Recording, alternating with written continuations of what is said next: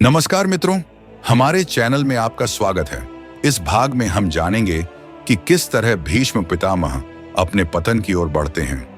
तो हमारे साथ बने रहिए और इस रोमांचक कथा का आनंद लीजिए। शल्य ने भीम को 9, भीमसेन ने कृतवर्मन को 3, कृपाचार्य को 9, चित्रसेन, विकर्ण और भगदत्त को 10-10, जयद्रथ को 3, विंद और अनुविंद को 5-5 तथा दुर्योधन को 20 तीखे बाणों से घायल किया। भीमसेन ने बारी बारी से धृतराष्ट्र के योद्धाओं पर पलटवार किया और प्रत्येक को घायल कर दिया।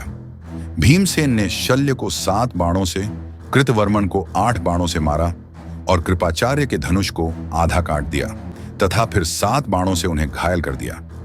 विंद और अनुविंद ने 3 तीर, दुर्मर्शन ने 20, चित्रसेन ने 5, विकर्ण ने 10 और जयद्रथ ने 5 बाण मारे। इसके बाद भीम ने 3 और बाणों से जयद्रथ पर प्रहार किया। जयद्रथ ने दूसरा धनुष उठाकर भीम को 10 बाणों से घायल कर दिया। क्रोधित होकर भीम ने पलटवार करते हुए 3 बाणों से जयद्रथ के घोड़ों और सारथी को मार डाला, जिससे जयद्रथ को बिना धनुष के चित्रसेन के रथ पर चढ़ने के लिए मजबूर होना पड़ा। जयद्रथ को निहत्था करते हुए इन सभी शक्तिशाली योद्धाओं को भेदने और उन्हें रोकने में भीम का पराक्रम उल्लेखनीय था। भीमसेन के पराक्रम से क्रोधित होकर शल्य ने उन पर तीखे बाणों से हमला किया। कृपाचार्य, कृतवर्मन, भगदत्त, विंद, अनुविंद, चित्रसेन, दुर्मर्शन, विकर्ण और जयद्रथ ने मिलकर भीम को घेर लिया और उन पर प्रहार किया। जवाब में भीम ने इनमें से प्रत्येक को 5-5 बाणों से और शल्य को 80 बाणों से मारा। शल्य ने 14 बाणों से जवाबी हमला किया, जिसमें से एक बाण ने भीम के सारथी विशोक को गंभीर रूप से घायल कर दिया। क्रोधित होकर भीम ने 3 बाणों से शल्य की भुजाओं और छाती को छलनी कर दिया और अन्य योद्धाओं को भी 3-3 बाणों से घायल कर दिया। बदले में उन्होंने भीम को भी 3-3 बाणों से घायल कर दिया। भीमसेन क्रोध में भरकर पहाड़ की तरह अडिग खड़े रहे। उन्होंने शल्य को 3 बाणों से, भगदत्त को 100 बाणों से और कृपाचार्य को कई बाणों से घायल कर दिया। इसके बाद भीम ने कृतवर्मन का धनुष काट दिया, जिसने तुरंत दूसरा धनुष उठाकर प्रहार किया। निडर होकर भीम ने पलटवार करते हुए शल्य को 9 लोहे के बाणों से, भगदत्त को 3 बाणों से और कृतवर्मन को 8 बाणों से मारा, जबकि अन्य योद्धाओं को 2-2 बाणों से घायल कर दिया।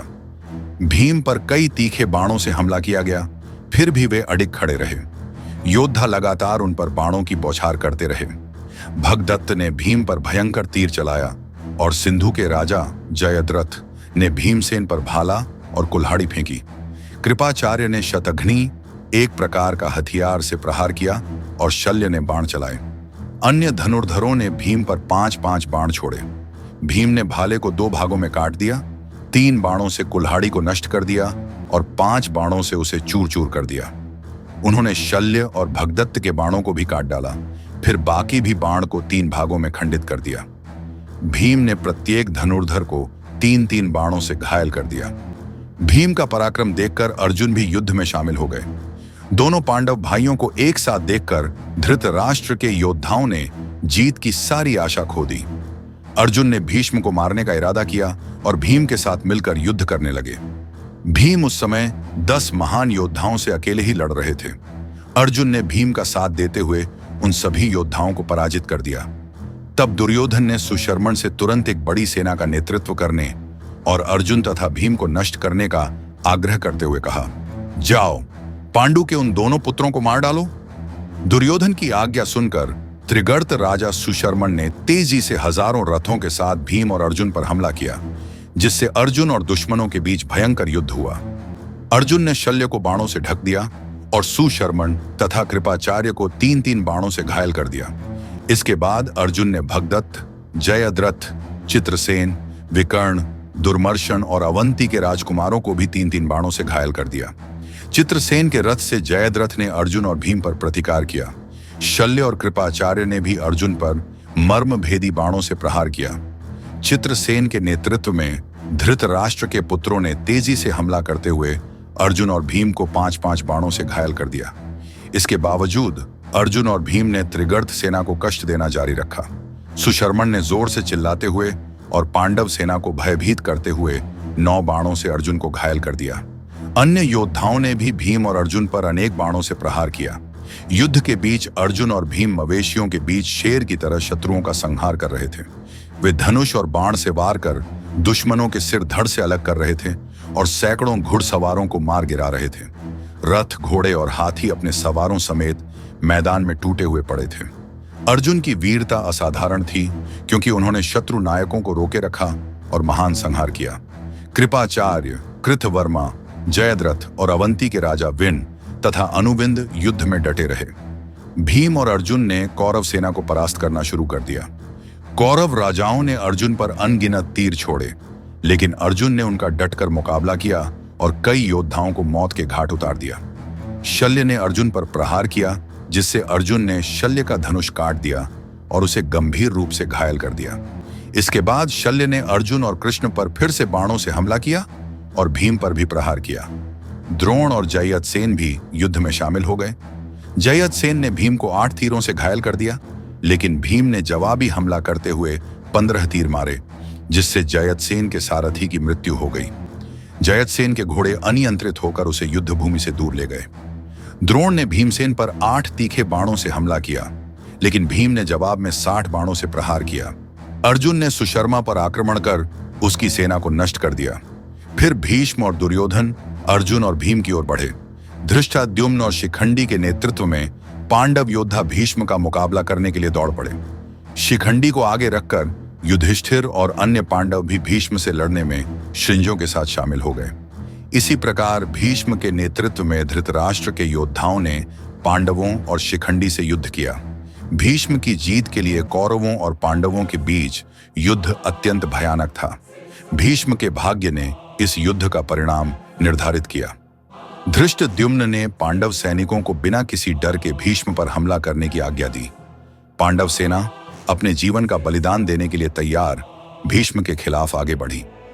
भीष्म अग्रणी रथी दृढ़ता से खड़े रहे और आने वाली सेना का उसी प्रकार स्वागत किया, जैसे एक महाद्वीप उफनते समुद्र का स्वागत करता है। दिन प्रतिदिन अर्जुन ने कई कौरव योद्धाओं को मार डाला, जबकि भीष्म ने पांडव सेना के बीच बड़े पैमाने पर नृशंसता का प्रदर्शन किया। भीष्म ने कौरवों का नेतृत्व किया और अर्जुन ने पांचालों का। परिणाम अनिश्चित था। 10वें दिन अर्जुन और भीष्म की मुठभेड़ में बड़े पैमाने पर नरसंहार हुआ। हजारों लोगों को मार डाला, जिनमें कई अज्ञात वीर योद्धा भी शामिल थे। 10 दिनों की लड़ाई के बाद भीष्म ने अपनी मृत्यु की कामना की और योद्धाओं को न मारने का निर्णय लिया। उन्होंने युधिष्ठिर को संबोधित करते हुए कहा कि अब वे अपने जीवन की रक्षा नहीं करना चाहते और अपने जीवन का अंत करना चाहते हैं। उन्होंने युधिष्ठिर से आग्रह किया कि शिखंडी को आगे रखकर उनका वध किया जाए। भीष्म के इरादे को समझते हुए युधिष्ठिर ने श्रृंजयों को युद्ध में आगे बढ़ाया। युधिष्ठिर ने अपनी सेना से आग्रह करते हुए कहा, आगे बढ़ो और भीष्म को परास्त करो। अर्जुन, धृष्टाद्युम्न और भीम तुम्हारी रक्षा करेंगे। युद्ध के 10वें दिन अर्जुन और शिखंडी के नेतृत्व में पांडवों ने भीष्म को हराने का संकल्प लिया। द्रोण, दुशासन और अन्य योद्धाओं के नेतृत्व में कौरव भीष्म के चारों ओर एकत्र हो गए।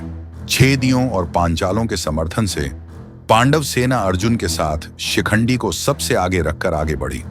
विभिन्न व्यक्तिगत लड़ाइयां शुरू हुईं। सात्यकी ने द्रोण के पुत्र अश्वत्थामा से मुकाबला किया। धृष्टकेतु ने पुरुवंश के योद्धा से, युद्धामन्यु ने दुर्योधन से, विराट ने जयद्रथ से और युधिष्ठिर ने शल्य से युद्ध किया। भीमसेन ने कौरवों के हाथी प्रभाग पर आक्रमण किया, जबकि धृष्टद्युम्न और उसके भाइयों ने द्रोण का सामना किया। राजकुमार बृहद्बल का सामना सुभद्रा के पुत्र अभिमन्यु से हुआ। सेनाओं के टकराते ही पृथ्वी हिल उठी और भयंकर कोलाहल मच गया। दोनों सेनाओं के बीच भयंकर युद्ध हुआ। दोनों सैनिक और घोड़े नष्ट हो गए और भीष्म के लिए संघर्ष तीव्र हो गया। मुठभेड़ अत्यंत भयानक थी, जिसमें योद्धा एक दूसरे को हराने की बेताबी से कोशिश कर रहे थे। प्रिय दर्शकों, इस एपिसोड को देखने के लिए आपका धन्यवाद। हम आशा करते हैं कि आप अगले रोमांचक एपिसोड का आनंद लेंगे। कृपया हमारे चैनल को लाइक, शेयर और सब्सक्राइब करना न भूलें। धन्यवाद।